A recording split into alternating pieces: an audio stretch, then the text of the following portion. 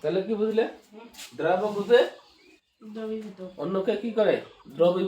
দ্রবীভূত করে রাখতে পারে। ঠিক আছে। স্থলজ উদ্ভিদরা কি করে? স্থলজ উদ্ভিদরা কি করে?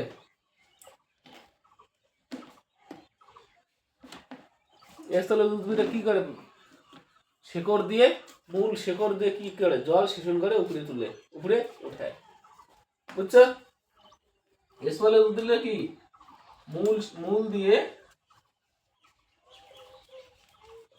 জল শোষণ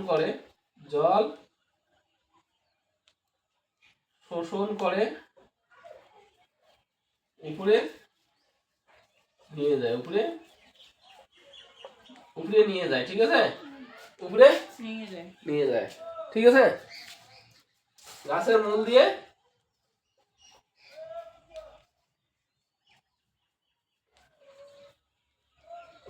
দিয়ে কি জল উপরে নিয়ে যায়। ঠিক আছে।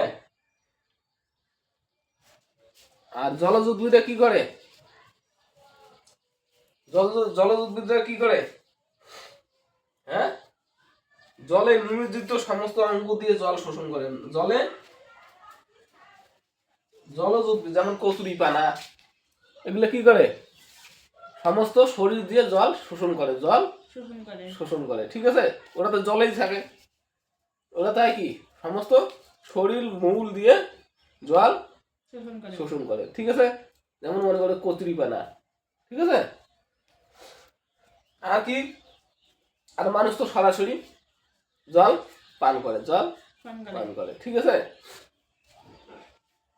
তাহলে এখন একটা হলো কি, মানুষের ডেইলি কত লিটার জল খাওয়া দরকার? কত লিটার জল খাওয়া দরকার? 3 লিটার। কত লিটার? 3 লিটার জল খাওয়া দরকার। ঠিক আছে। 3 লিটার জল খাওয়া দরকার। ডেইলি মূত্রের সঙ্গে 1.5 লিটার জল বের হয়। কত? 1.5 লিটার। 1.5 লিটার জল মূত্রের সঙ্গে বের হয়। কির সঙ্গে? মূত্রের। ঠিক আছে। হ্যাঁ। আর কি 300 ml জল, মানে 1 লিটার জল কি